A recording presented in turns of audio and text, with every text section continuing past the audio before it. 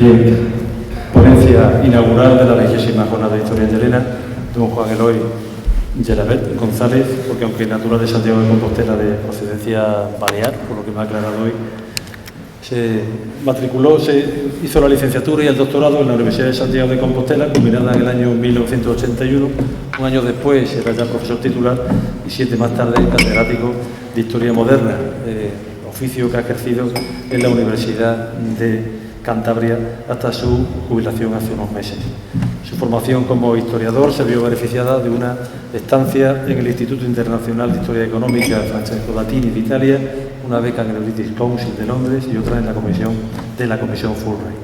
Ha sido profesor invitado de la Escuela de Estudios Superiores de Ciencias Sociales de París, de la Universidad Johns Hopkins de Baltimore y en la Universidad de Cambridge, entre otras. La historia económica y la historia urbana han sido sus dos grandes líneas de investigación, unidas ambas por el sistema fiscal. Y quien estudia el fisco en la Edad Moderna acaba convertido forzosamente en especialista en oligarquías urbanas y en movimientos sociales. De su amplia producción bibliográfica destacamos 2 títulos que tratan precisamente esta problemática y que son 2 clásicos para los modernistas españoles: La Bolsa del Rey y Castilla convulsa, ambos centrados en la primera mitad del siglo XVII, que quizás sea el periodo más revoltoso, que no revolucionario, de la historia española y también de la europea.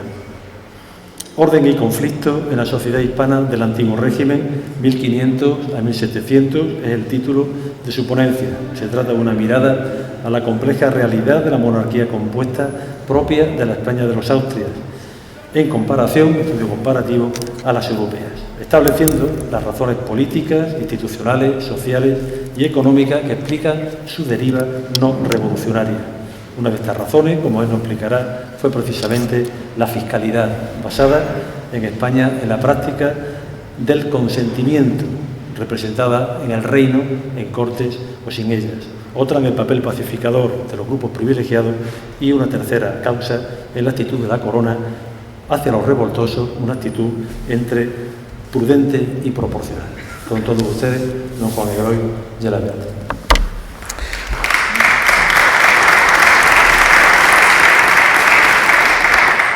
Bueno, pues funciona, ¿no?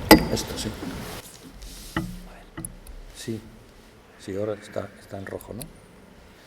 Bueno, pues muchas gracias, Felipe, por esta presentación. Quiero expresar en primer lugar mi agradecimiento a las entidades colaboradoras y naturalmente a la presencia de todos ustedes. Y tal como el profesor Lorenzana acaba de decir, pues efectivamente me ha parecido pertinente para estas jornadas abarcar un periodo que media entre los 2 únicos grandes movimientos de tipo revolucionario que se producen en la España del antiguo régimen y que son, como es bien sabido, por una parte la revuelta de las comunidades y por la otra, ya en el siglo XVIII, el motín de Esquilache. Estos 2 son los 2, llamémoslo así, grandes movimientos, y pareciera que en medio de este periodo o en medio de los años, de principios del XVI hasta mediados del XVIII, pues no hubiera habido ninguna otra conmoción digna de estudio. En realidad hay 2 cosas. Hay, por una parte, pequeñas conmociones que desde luego merecen ser estudiadas, pero no menos interesante desde mi punto de vista es que precisamente también convendría prestar atención, y es lo que yo he hecho, al por qué conmociones de otro calibre, semejante a este, no se producen cuando en la Europa del mismo tiempo, pues sí tienen una presencia más que notable. Hay un historiador norteamericano, ya fallecido, que en el año nada menos que 1938 publicó un libro en el cual se destacaba sobre todo la simultaneidad de revueltas y revoluciones importantes en prácticamente todas las monarquías significativas de la Europa de entonces. Digo que simultáneo porque todo ocurría en torno a la década de los años 40 del siglo XVII, la década de 1640. Y efectivamente ahí, pues tanto la Gran Bretaña como la República de Holanda, como Francia, como la propia monarquía hispánica, sufren revueltas, sufren revoluciones, algunas de las cuales consolidan soberanos estados o estados soberanos hasta el día de hoy. De esos 6 casos que Merriman repasaba, repito, a la altura de 1938, Inglaterra, Holanda, Francia, los otros 3 son casos que corresponden a ese complejo llamado la monarquía hispánica, y me refiero a la secesión de Cataluña, a la secesión de Portugal, las 2 acaecidas en el año 1640, y a la revuelta de Nápoles un poco después. Y es significativo que de un paquete de 6, 3 correspondan, como digo, a la monarquía hispánica, que se puede advertir, en cualquier caso, en los 3 casos, que salvo en el de Portugal, terminan con sendos, entre comillas, también fracasos de los respectivos protagonistas. Lo termina también en Francia, lo termina también en Holanda y podríamos decir que a medias tintas en Inglaterra. Y claro, sorprende, y es lo que le sorprendía a Merriman en 1938 y puede seguir sorprendiéndonos a nosotros, que todo haya sucedido en un breve periodo de tiempo, prácticamente de 1640 a 1647. ¿Qué puede haber hecho que todo estallara, repito, en estos pocos años? Bueno, pues claro, cuando un fenómeno de este tipo ataca a tantos países tan distintos y en un tiempo tan reducido, parece indicar o parece aconsejar que nos preocupemos de un factor común, de un factor homogéneo en todos ellos. Y últimamente, lo cito porque tengo la obligación de citarlo, pero no es que a mí me convenza, ¿no? Y es el factor climático. Dicho así parece una tontería incluso, ¿no?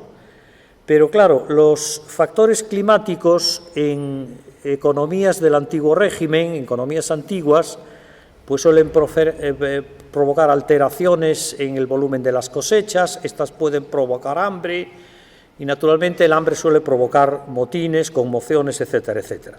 Yo, sencillamente, me resisto a creer que poblaciones de Cataluña, de Portugal, de Nápoles, de Francia, de Holanda y de Inglaterra se hubieran puesto todas de acuerdo para atribuir o para pensar que en todas simultáneamente haya habido fenómenos de este tipo y hubieran desencadenado, repito, revueltas, revoluciones, conmociones, intranquilidades, como se nos quiere hacer creer.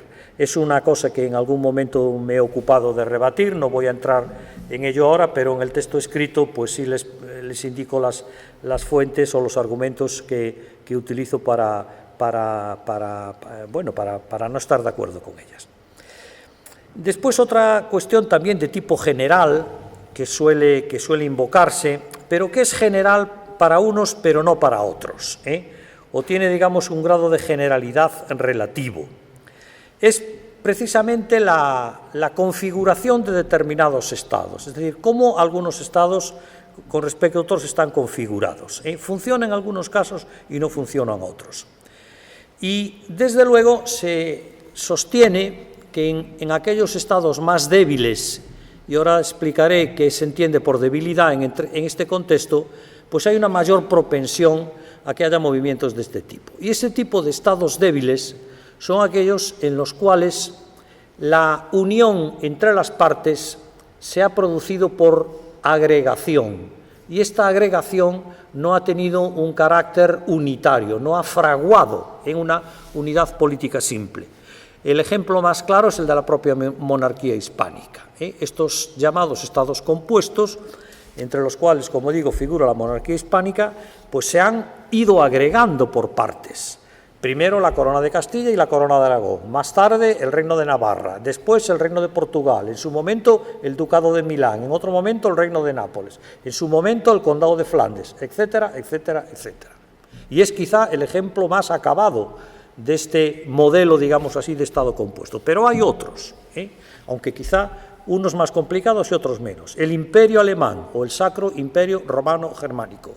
Son tantas soberanías las que ahí están involucradas que era muy habitual en la época hablar de un Estado absolutamente monstruoso, una hidra monstruosa, hablando de la cantidad, repito, de conglomerado o la cantidad de elementos del conglomerado que podían sumarse en determinado momento.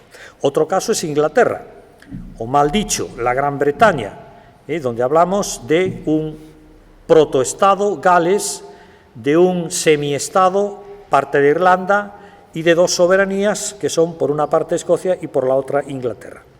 Y podemos estar de acuerdo que efectivamente en estados de este tipo garantizar que todas las partes acepten de la misma manera y con el mismo grado de fidelidad una política común es naturalmente muy arriesgado. Y por otra parte, los estados llamados compuestos pueden estar sujetos a eso que los politólogos llaman también el efecto dominó.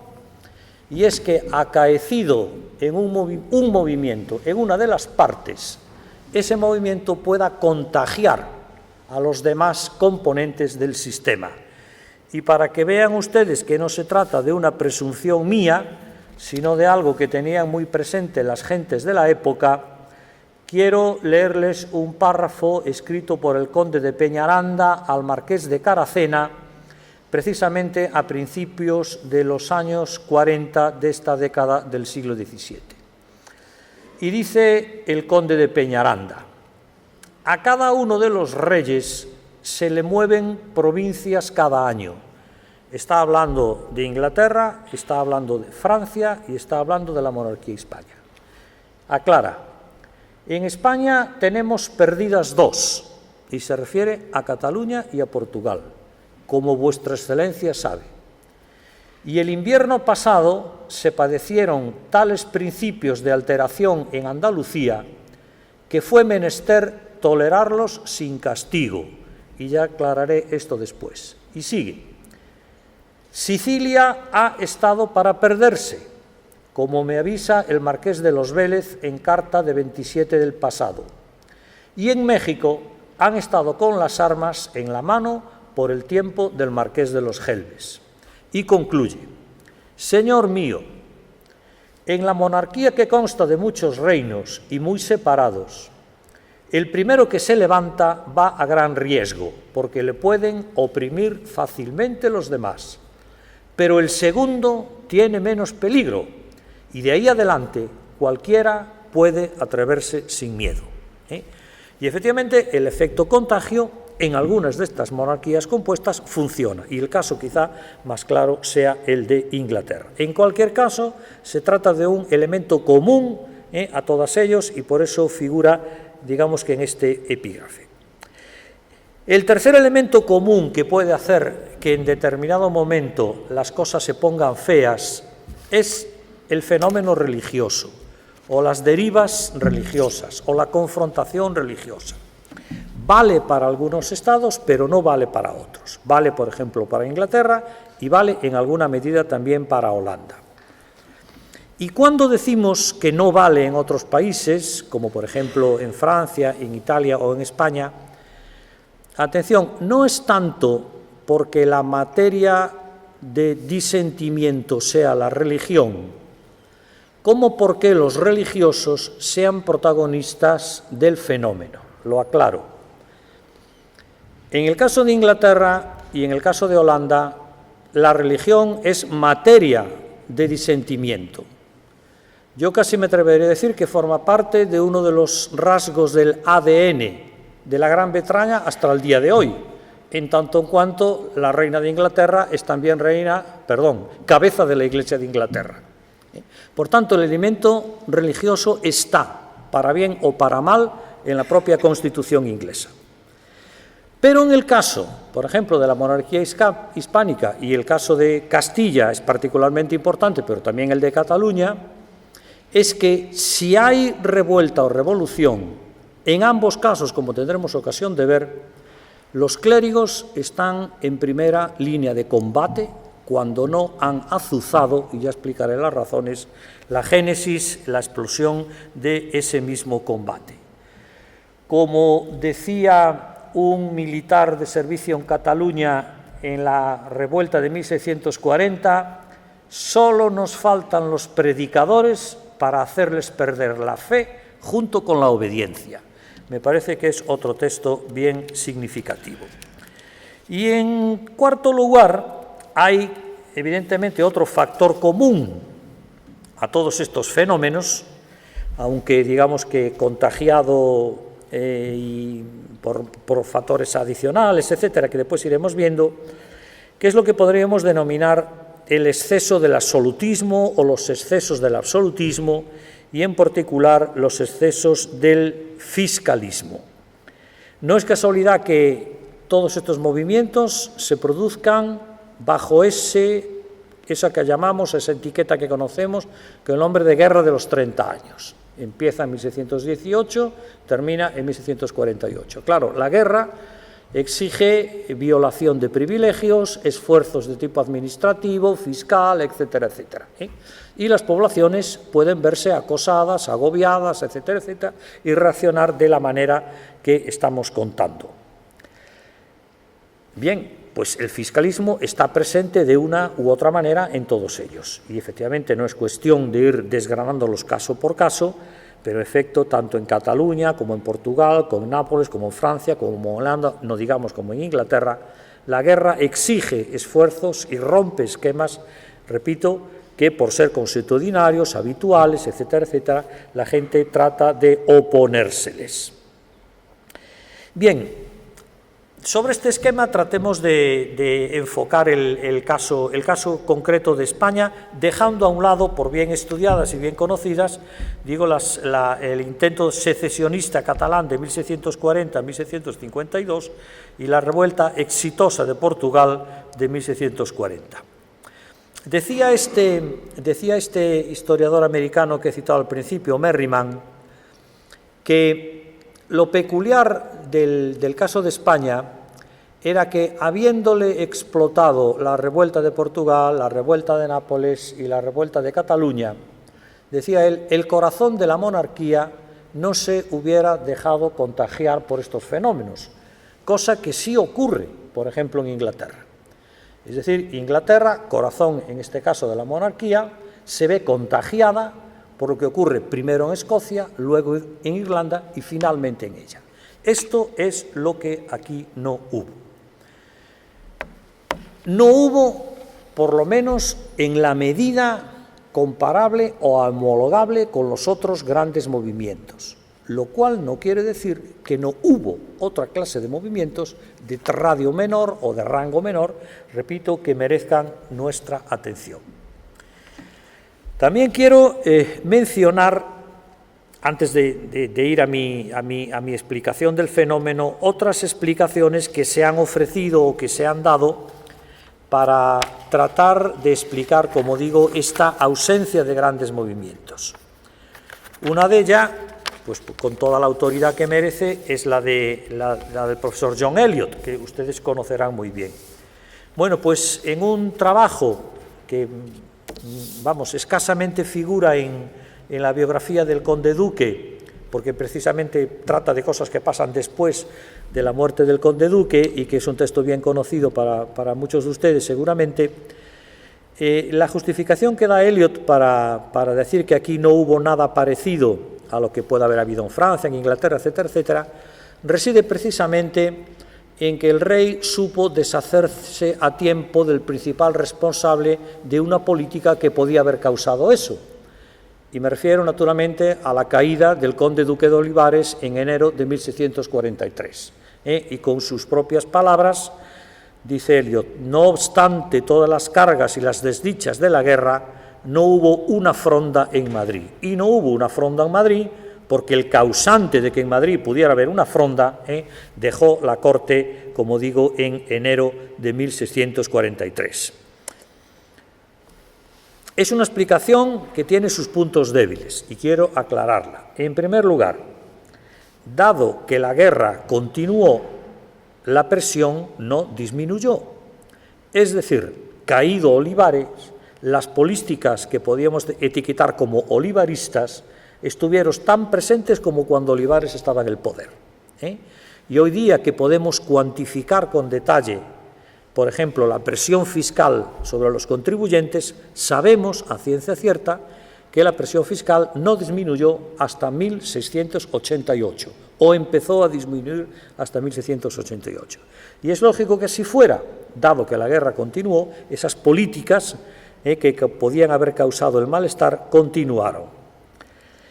Y es que además, se podría decir, no hubo revolución o no hubo conmociones de este tipo, y sí las hubo con Olivares en el poder. Por ejemplo, en 1631, aunque están medianamente estudiados, fueron grandes los motines ocasionados por el intento de introducir un impuesto sobre la sal. Pues el gobierno tuvo que dar marcha atrás porque tanto la revuelta, digámoslo así, en Sevilla como en el señorío de Vizcaya amenazaba con contagiarse a otros territorios de la monarquía.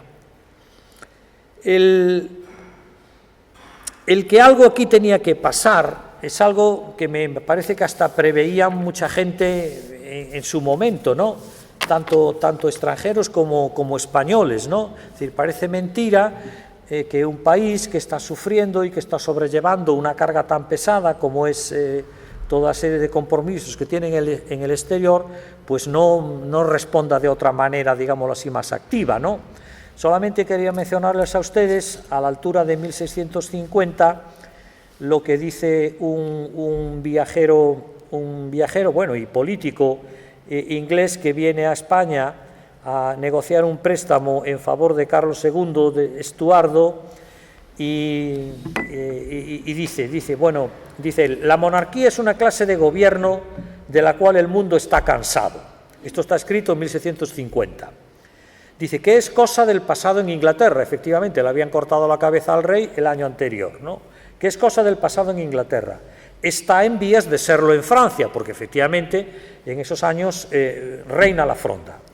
Dice, está en vías de serlo en Francia, dice, y que en España deberá desaparecer, aunque con más parsimonia, pero que en 10 años lo habrá hecho también. La palabra que utiliza en inglés para parsimonia es gravedad.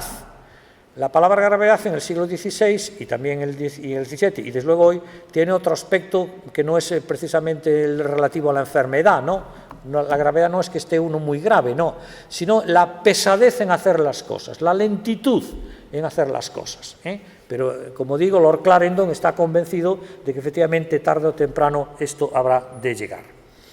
Bueno, no llega, o por lo menos no llega por lo menos en el nivel, repito, de gravedad de otros sitios o de otros lugares. ¿Cómo tratar de explicar esto? En primer lugar, la gente de la época atribuía mucho de estas actitudes a los caracteres de las naciones, ¿no? No hace falta llegar a Montesquieu para que esto pueda documentarse de esta manera. Y efectivamente, el hablar de la gravedad de los españoles, que es algo que aparece en todas las correspondencias cancillerescas, pues es cierto, nos movemos, o ellos creían que nos movíamos con cierta, gravidez, con cierta lentitud. Por tanto, era cuestión de tiempo. Segundo, desde luego no éramos tan violentos como otros, por ejemplo, los ingleses, a los cuales muchos estadistas, escritores, etcétera, calificaban como demonios. Y cuando calificaban como demonios, lo hacían precisamente invocando la cantidad de veces en que este tipo de revueltas eran frecuentes en Inglaterra.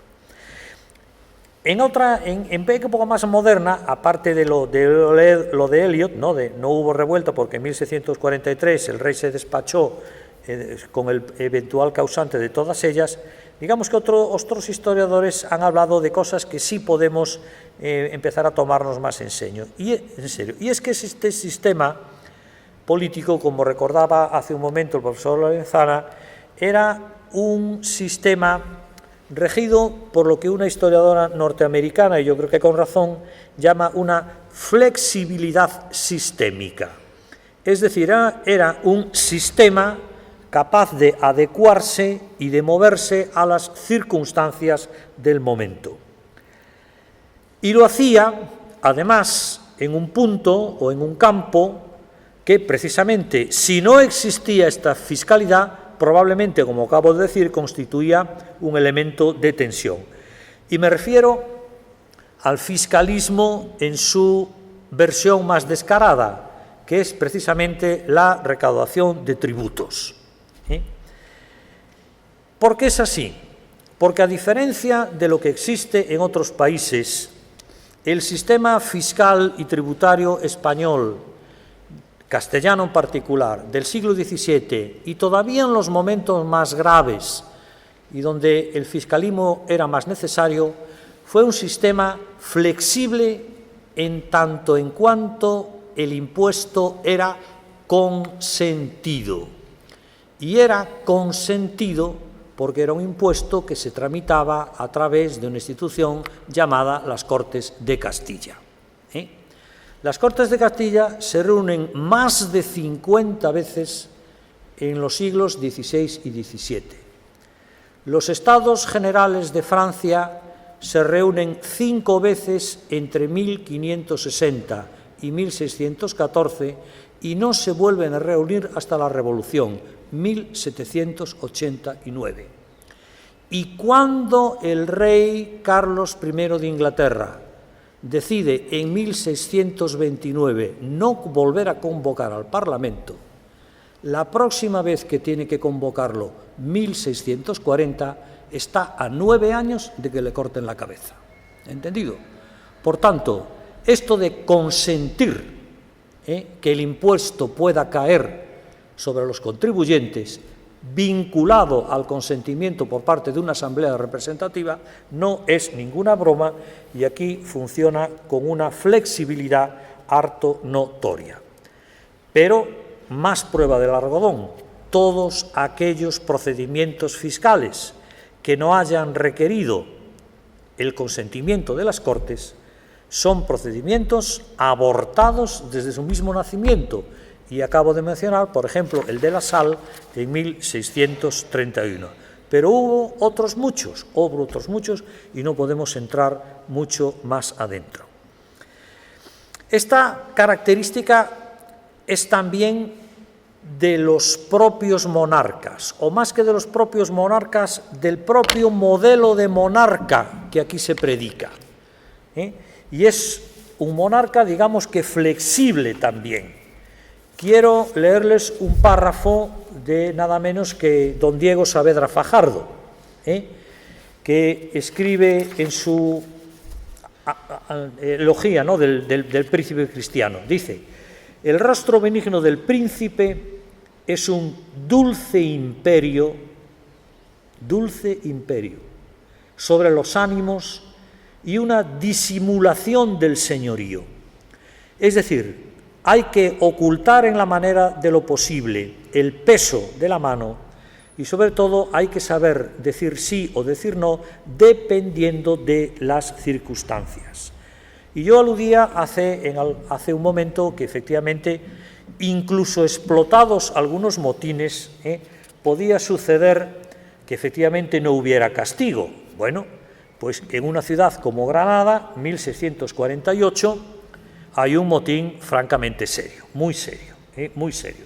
Bueno, pues cuando la materia de perdonar, castigar, ejecutar, etcétera, etcétera, a los amotinados de Granada llega al Consejo, se dice que, primero, la razón del motín, que es el hambre, muda de especie el delito, porque querer comer forma parte del derecho natural de los hombres.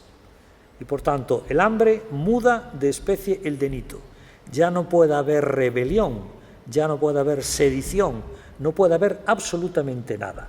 Y sigue diciendo el consejo: necesidad y hambre y mala constitución de los tiempos aconsejan ceder y disimular mucho por no encontrarse con mayores inconvenientes. Digamos que esta es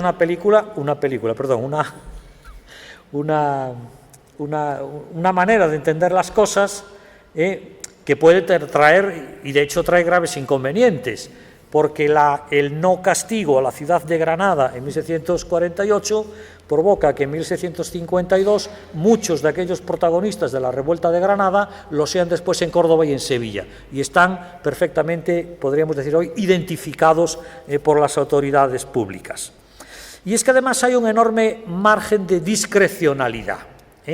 Es decir, cuando yo les hablaba de que el paradigma del rey es el rey benigno, el rey que disimula, el rey que no oprime con la mano, etcétera, etcétera, es que toda una corriente de pensamiento político, teñida, por supuesto, de un enorme componente cristiano, o si quieren ustedes incluso católico, pues configura esta manera de entender las cosas. Quiero leerles simplemente un par de argumentos que en algún sitio tenía apuntado, pero que está en la página 8, me parece. Sí, aquí está. Dice un fiscal, digamos, de los halcones, ¿no? Dice: de los dos extremos de benignidad o de rigor, este es el menos peligroso, porque aunque engendra aborrecimiento, causa temor y respeto, con que se afianza la quietud del pueblo. Pero la mansedumbre y la demasiada indulgencia da ocasión al menosprecio y aventura la obediencia de los súbditos. Bueno, frente a esto se podía sostener lo siguiente: dos usos tiene la clemencia. Este es un jesuita, y naturalmente ya se sabe que los jesuitas pues dan una de cal y otra de arena, ¿no? Dos usos tiene la clemencia. Uno es cuando es necesario perdonar por inconvenientes que se temen y no se halla mejor solución, caso de Granada. Mas esta no es de verdadera clemencia, sino razón de Estado. Otro es cuando no se teme nada, sino que nace del ánimo del príncipe. Esta es verdadera clemencia y debe usarse a ejemplo de Dios. Por tanto, haga usted, majestad, lo que le dé la gana en función de las circunstancias. Repito, amplio margen de discrecionalidad. Y segundo, aparte de que el rey dispusiera de un amplio margen de discrecionalidad fundado, sobre todo en las ideologías eclesiásticas, o la manera de entender los eclesiásticos, el fundamento de la República cristiana, es que cuando hablamos del consentimiento, la mecánica es básicamente, sin entrar en mucha materia, que el rey pide y las Cortes aprueban de qué manera se puede y se debe pagar. Es decir, queda al arbitrio de los representantes de las ciudades, que son los procuradores en Cortes, cuáles deban ser los medios utilizados para levantar esa carga, ese impuesto. Y claro, ¿qué ocurre? Que en buena medida los procuradores de Cortes tienen que dar cuenta a sus representados y utilizan determinados arbitrios, tributos, como quieran ustedes denominarle, medios que no lastimen especialmente ni sus propios bolsillos ni llamémoslo así, los ánimos de las ciudades. Esto puede evitarse en gran medida, en algunos casos no, como estamos viendo, pero es sintomático en que los casos que estamos viendo, la revuelta no tenga lugar en virtud de arbitrios aprobados por las Cortes, sino precisamente momentos en los cuales el rey usa de su regalía, como es la mutación de la moneda. En la revuelta de Sevilla y la revuelta de Córdoba, las dos importantes de 1652, se producen por alteraciones de la moneda. La alteración de la moneda es una regalía. El rey no tiene que consultarla con nadie, es asunto suyo propio. Pero naturalmente las alteraciones de la moneda provocan subidas de los precios. y las subidas de los precios en ámbitos urbanos influyen sobre todo sobre la política alimentaria. Por tanto, la gente quiere pan y quiere pan barato, pero la subida del pan no es causada por la mala cosecha, como en la mayoría de los casos, sino, repito, por un elemento monetario que hay que tener muy en cuenta. Y es que además hay hasta una razón egoísta para que las Cortes puedan aprobar toda esta cascada de tributos, y es que el sistema y los sistemas fiscales en general del antiguo régimen, bueno, y también los del presente régimen, son grandes máquinas de redistribución de renta. Es decir, los estados, los de hoy y los del pasado, cogen con una mano para dar con la otra. Pero esto se nota más en sociedades rentistas, como eran las sociedades del antiguo régimen. Es decir, si no hay incremento de los tributos, no se pueden pagar los títulos de la deuda. Y los principales titulares de la deuda son precisamente las oligarquías urbanas. ¿Entendido? Por tanto, es preciso para las oligarquías urbanas que el rey decaude, porque de esa recaudación depende su propia subsistencia.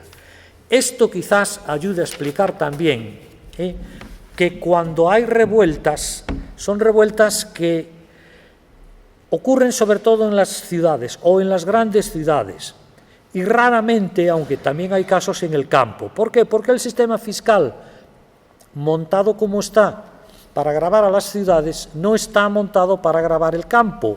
Es decir, está montado para los consumidores, pero no está montado para los labradores, para aquellos que pueden autoabastecerse.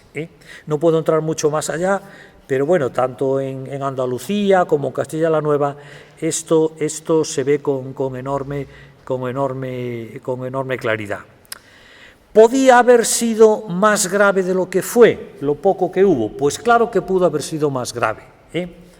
De hecho, sobran, como ahora voy a contar, argumentos de tipo jurídico y político para que la gente saliera a la calle. Quiero simplemente, a modo de introducción, leer unas palabras de un historiador portugués recientemente fallecido, que es Antonio Manuel España, y decía Antonio Manuel España, dice: los grupos resistentes disponían en la sociedad del antiguo régimen de un instrumento particularmente eficaz, el derecho.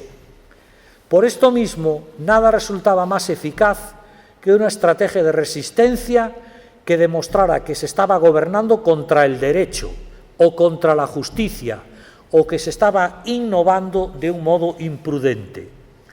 Además, a partir de aquí, sigue diciendo Antonio Manuel España, todo era posible, desde la acusación de tiranía, con las consecuencias políticas que esto suponía, hasta la legitimación de la desobediencia, la rebeldía e incluso el tiranicidio. Y esto no lo digo yo. Pero sí quiero ir señalando de los muchos argumentos que el derecho proporciona para rebelarse, algunos que los juristas manejan. Y tampoco es casualidad que sea el clero el que protagonice o mueva los tumultos. ¿Por qué? Porque el derecho y porque los eclesiásticos están íntimamente unidos. El derecho no se estudia en las universidades, digamos que desvinculado del canónico. Se estudian los dos derechos, civil y canónico. Y es sobre todo la influencia del canónico sobre el civil el que explica buena medida del contenido de todos estos argumentos antirresistentes. Por ejemplo, el derecho de autodefensa. El derecho de autodefensa es derecho natural. Si a mí vienen a agredirme, puedo defenderme. Y hay, digámoslo así, abusos del absolutismo que pueden caer en la órbita del derecho natural. Por ejemplo, el propio sistema fiscal. Hoy decimos nosotros, no, yo es que tengo derecho a tal cosa porque pago mis impuestos. Bueno, pues en las sociedades del antiguo régimen, el impuesto no es tan claro una fuente de la cual puedan extraerse derechos. Es más bien todo lo contrario. El derecho es cercano al robo, porque el derecho natural dice que tú no puedes meter la mano en mi bolsa sin mi consentimiento. ¿Entendido? Entonces, para defenderme, si no hay tal consentimiento, claro, para defenderme de tu arbitrariedad, yo puedo recurrir al argumento de la autodefensa. Y esto es doctrina repito, de teólogos, aparte de juristas. El impuesto puede agredir también al derecho de propiedad. Y hay cantidad de casos en los cuales, ante los impagos, bueno, pues naturalmente el fisco hace lo mismo que hace ellos, nos va a la cuenta corriente, pero sin mi consentimiento tampoco se puede embargar los bienes al personal. Después está algo todavía más sutil, y de lo cual queda en nuestro refranero, en nuestra lengua, alguna señal. Nosotros decimos muchas veces que no es bueno tomarse la justicia por la mano, ¿verdad? Pero claro, ¿y si la mano de la justicia está lejos? Nosotros hoy no podemos tomarnos la justicia por la mano porque efectivamente la comisaría, no todos nos la tomamos porque la comisaría está ahí al lado, el juzgado, la Guardia Civil, la Policía Urbana, etcétera, etcétera. Pero ahora tenemos que pensar en la red de justicia de los estados del antiguo régimen. ¿A quién acude uno si se enfrenta a lo que él cree que es una injusticia, como los casos que estamos invocando? Hay un grito, hay un eslogan que en todos los movimientos de este tipo, en todos los estados europeos y por supuesto en España funciona en caso de revuelta, que es «Viva el rey, muera el mal gobierno».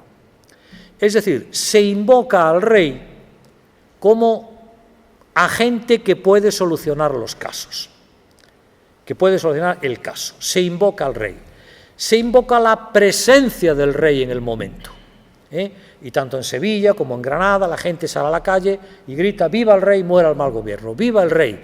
Que el rey esté presente.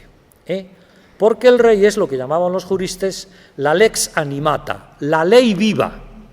Es decir, el rey no hubiera consentido que esto está sucediendo, que esto estuviera sucediendo, si estuviera aquí. Pues bien, dado que él no está, yo me tomo la justicia por mi mano, ¿entendido? Y eso también está cimentado, como acabo de decir, en el derecho en el derecho que se estudia en las universidades, en el derecho civil y canónico. Cuarto o quinto, no se puede castigar a la multitud. Y no se puede castigar a la multitud porque efectivamente en la multitud hay culpables e inocentes. Y castigar al inocente es injusticia. Fuenteovejuna. Pues no puede averiguarse el suceso por escrito, aunque fue grave el delito, por fuerza ha de perdonarse. Efectivamente, cuando las autoridades públicas, en casos como los que acabo de mencionar, llaman testigos e inician procesos, en el 100% de los casos nadie sabe quién ha sido. Lo de Fuenteovejuna no es único. Pasa en Córdoba, pasa en Granada, pasa en Lucena, pasa en Arredales, un pueblecito de la provincia de Málaga que también he estudiado, etcétera, etcétera. ¿Usted ha visto quién es encabezado? Yo no. Yo no estaba allí, iban muy rápido, eran desconocidos, eran del pueblo, no eran del pueblo, etcétera, etcétera. Porque también los jueces tenían en cuenta que solo podía castigarse en el caso de que efectivamente pudiera hallarse culpado, o hubiera podido abrirse proceso. Esto no quiere decir que reconocidos determinados cabecillas, por ejemplo en el motín de Sevilla, se les hubiera ahorcado o cortado la cabeza en el momento, ¿de acuerdo? Eso también existe. Pero por regla general, tal como Lope indica, el derecho no preveía el castigo, repito, cuando los individuos no podían ser localizados. ¿Tiene esto que ver? Fíjense cómo voy de tiempo, Felipe. Pues 5 minutos. 5 minutos. Acaba de referirlo de otra manera para que vean ustedes que estos no son temas del derecho solo del antiguo régimen, el juez Llarena, y no voy a hablar del procés, sino en unas declaraciones recientes a la prensa sobre cierta iniciativa legislativa para castigar a las sociedades anónimas. Y dice Llarena: nunca en el derecho comparado en los últimos 1000 años se ha podido castigar a las sociedades anónimas, que precisamente por el mero hecho del serlo pues no pueden, digámoslo así, llevarse la pena. Bueno, es lo mismo que algunos juristas del siglo XII y XIII dicen a propósito de revueltas que ocurren en Italia y que después quedan incorporadas al derecho común europeo y que se manejan en los siglos, como digo, XVI y XVII, y que los curas son los principales instigadores, repito, de todo esto. Decía don Antonio Domínguez Ortiz en las alteraciones andaluces, dice, la actitud de los eclesiásticos también fue indecisa, aunque es fácil discernir un sentimiento bastante generalizado de simpatía hacia las demandas populares. Las malas circunstancias económicas y las crecientes exigencias del fisco habían producido también en ellos un espíritu, si no de rebeldía, por lo menos de disgusto. Claro, se está templando gaitas, ¿no? Dice, y las frecuentes disputas jurisdiccionales alimentaban una rivalidad entre el poder temporal y el espiritual hecha de pequeños incidentes en los que las simpatías populares estaban casi siempre de parte del obispo que excomulgaba al corregidor o a los oidores de la audiencia. Y es cierto que es así. La Iglesia que se configura después del Concilio de Trento es una Iglesia que en buena medida se presenta como bloque ante la autoridad civil, ante el crecimiento del absolutismo y que se cree en la obligación de utilizar todas las armas que estén a su alcance para defender a la República Cristiana. Y la República Cristiana consta de la propia Iglesia y consta también de los fieles que a ella se acogen. Por tanto, se despliega una auténtica lucha, a la cual hace la alusión don Antonio, de orden jurisdiccional, para pasar por el filtro de la autoridad eclesiástica cuánta subida o creación de impuestos pueda presentarse en algún país naturalmente católico. La inmunidad eclesiástica sale efectivamente muy reforzada de estos decretos del Concilio de Trento, pero a su vez tiene un rebote en el resto de la República Cristiana. Lo que no es bueno para la Iglesia no puede ser bueno para el resto de los fieles. De ahí que efectivamente la Iglesia acoja, como digo, en su seno a los revoltosos y protagonice, como me contaba Felipe hoy por la mañana, el hecho de que efectivamente salgan a la calle con armas. Y no es que haya encontrado un caso raro, Felipe, es que yo me encuentro exactamente lo mismo. Es decir, frailes, curas, trinitarios, dominicos, seculares, etcétera, etcétera, con espada y rodela, protagonizando y encabezando algunos de estos movimientos. Pasa en Sevilla, pasa en Córdoba, pasa en Granada, etcétera, etcétera, etcétera.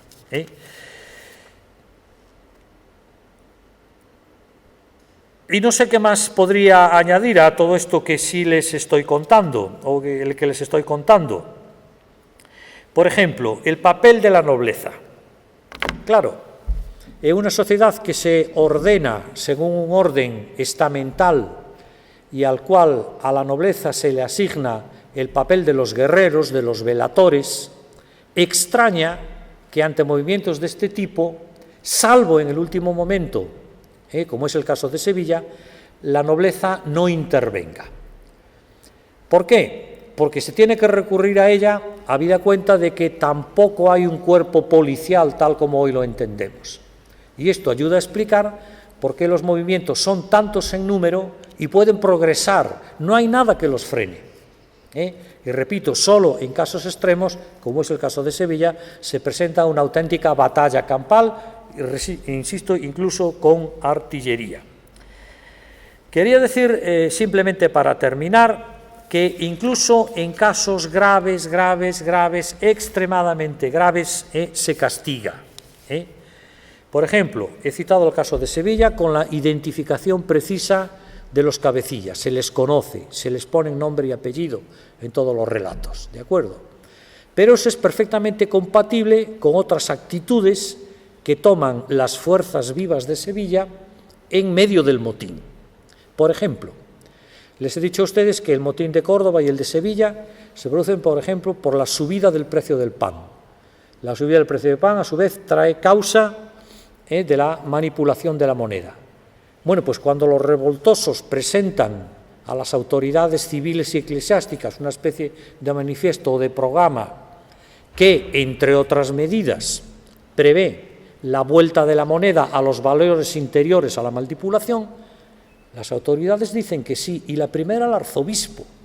Es decir, el arzobispo se está metiendo en terreno del rey, está mandando al garete una regalía real y no le importa. Y eso es perfectamente compatible con el tono de las cartas que meses después escribe Felipe IV para que Felipe IV no castiga a los revoltosos. Y repito, salvo a las personas que se ahorcan o se ejecutan en el instante en el que acaba la lucha, Sevilla se va también de rositas. Y tampoco hay un castigo colectivo, porque en virtud de todo lo que he contado, pues efectivamente no se puede castigar el anonimato, solo aquello que sea perfectamente reconocible o solo aquellas personas que son sujetos, repito, de castigo. Y termino con esto, lo que también pasa en Cataluña en 1652, cuando las tropas del hermano bastardo de Felipe IV entran en la ciudad de Barcelona y reconquistan la ciudad. El grueso de la constitución política del Principado no se altera. Sigue funcionando la Generalidad, siguen funcionando las Cortes, siguen funcionando los tribunales propios, solo en aquellas cuestiones que atentan o que invaden esferas de la soberanía, pues el rey introduce ligeros recortes. Y me quedo ahí. Pero es que, bueno, también es interesante tener presente otros casos. Los propios reyes de España en otros territorios que no son la península ibérica pueden actuar de manera distinta. Carlos V, por ejemplo, revuelta de Gante, 1540. En 1540, Carlos V reprime a sangre y fuego la revuelta de Gante, derriba las murallas, etcétera, etcétera. Pues miren ustedes, la Constitución de Gante, que queda después de esta hecatombe, persiste en la misma manera hasta la época de Napoleón. ¿Entendido? Es decir, se trata de un castigo que dura aproximadamente 2 siglos y medio. Por tanto, solo la arquitectura, llamémoslo así, institucional, política, parlamentaria, etcétera, de estos reinos permite, repito, que el mismo rey, en partes distintas de ese estado compuesto, pueda actuar y actúe de una manera y en otras pueda actuar y actúe de otra. Y aquí, desde luego, actuó con respecto a parámetros de flexibilidad que probablemente evitaron males mayores. Y con esto termino. Gracias.